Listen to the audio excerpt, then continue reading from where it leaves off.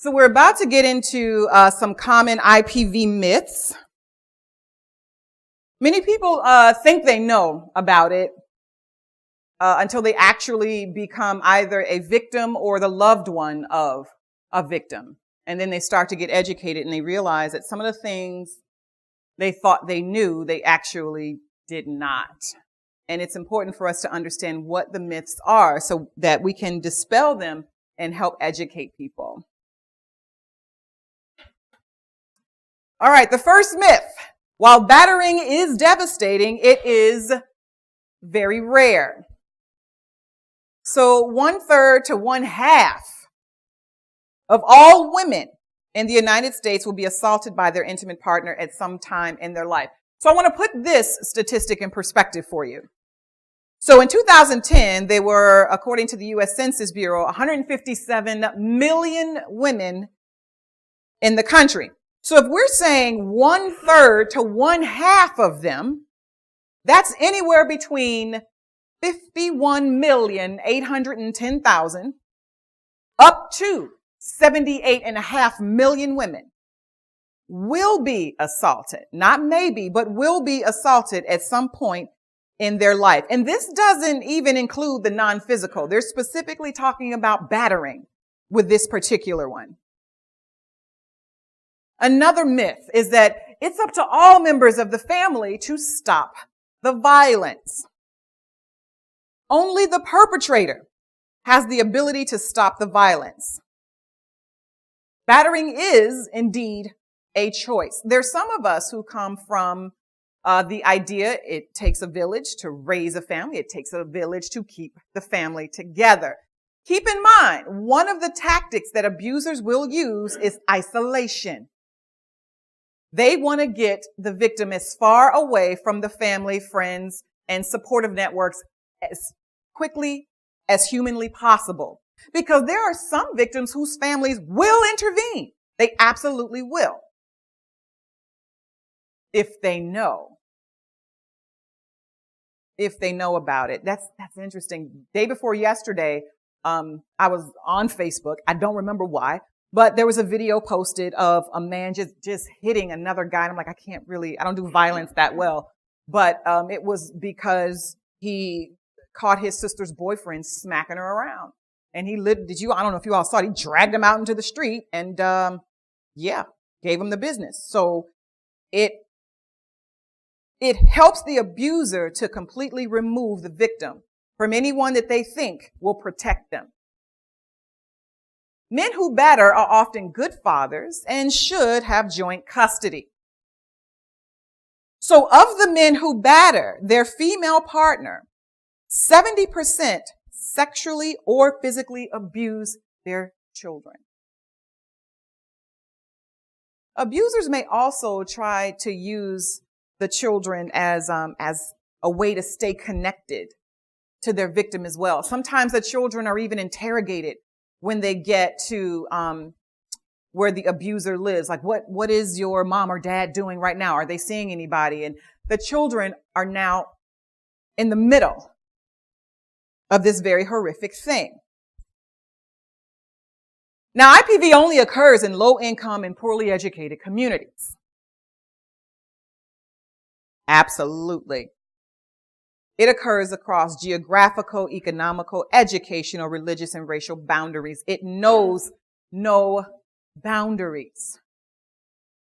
There are reported cases of ministers, professors, doctors, politicians, community leaders, and other prestigious figures who are abusers. Money does not matter. It has nothing to do with the behavior of that person. So IPV isn't going to say, you know what? They've got money, so I'm not going to go over there. It has nothing to do with that at all. So abusers get violent simply because they're under a lot of pressure, and they lose their temper. No. Abusers simply want the control. That's it. That's what they want. So for those who think that abusers, they get violent only because they're under pressure and they lose control, consider this. Abusers don't start smacking people around at work or if they're at a religious gathering, or if they get pulled over, they don't just get out of the car and start wailing on them. So yeah, work, where you worship, your social circles, these are all places where you can be very, very upset. So all that says is the abuser knows when to exercise these very specific behaviors. The abuser, they don't know how to show love and affection. That is absolutely false. So contrary to this belief, so it was the display of love and affection that lured the victim in to begin with. Yes, they know how. On the first date, the abuser is not going to say, oh my goodness, I really like you, but by the way, in 6 months, that does not happen. I received a call maybe a year after I left my last abusive relationship from a young woman. And she says, Erica, I have to ask you something. So apparently she started dating my ex. And my first question, how did you find me? How did you find me, girl? She said, well, when I had him arrested, there was a restraining order with your name on it. There was an order of protection. And I Googled you. I'm not hard to find. If you Google me, you'll find me. She said, I Googled you. Here's what she asked me. She says, I have a question for you. How did women like us end up with somebody like that? I said, I'll tell you exactly how it happened. He was very charming. Smile. Ooh, he could cook. I said, he probably came over to your house and cooked for you. And he was good at it. Yeah, he was. He cleaned the dishes up afterward. He put gas in your car, took you out to eat, charmed the pants off your family. They loved him. Told you how beautiful you were, how smart you were, how proud he was of you. And so you let your guard down. I said, then one day you look up and there was just a pair of socks lying around. And then it was a couple of shirts and then a toothbrush. And then he would bring groceries into the house. And one day you look up and this person has moved in. And when you brought it up, they got upset. They got defensive. What do you mean? How come I can't have keys? I went through the entire list. Abusers have a pattern. And it's a pattern that they know works, that gets to the person. So the love and affection, a lot of them are good at it because that's what draws the victim in. But they're not going to tell you up front, I'll hug you and then shove you. Drug and alcohol abuse causes IPV. That is absolutely false. Now, while drugs and alcohol may cause a higher likelihood of an assault, it is not the cause itself. There are many people who abuse drugs and alcohol, but they don't batter or emotionally abuse or verbally abuse. So alcohol or drugs itself is not the actual cause. It may increase the chances. It is not the actual cause. IPV is indeed a very serious issue in the U.S. It's the leading cause of injury to women between the ages of 15 and 44. And the FBI estimates that a woman is beaten every 15 seconds. So from the time I started reading this slide to right now, approximately 4 women have been beaten, if this study is correct.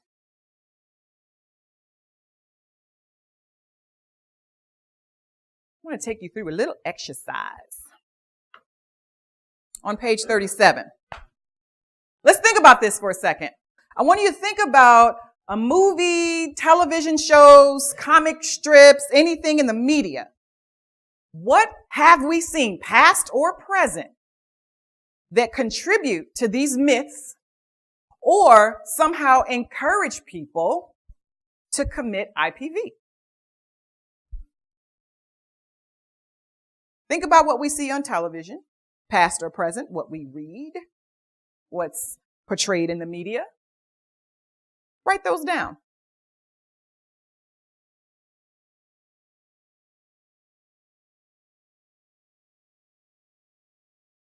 I remember a lot of James Bond movies when he would like smack women on the butt or smack them in the face. And during that era, during that time, there was no outrage. There was no cry out for, hey, can we please stop having this man smack women around like that? Oppositely, though, there's like around that dynasty time, like that during that era, it's really common for a woman to slap a man in the face, like if he calls her a name or something. You such and such, and she would slap him. There's just a lot of different nuances that tell you, you know what? If you slap somebody or hit somebody, it's okay. They show it all the time.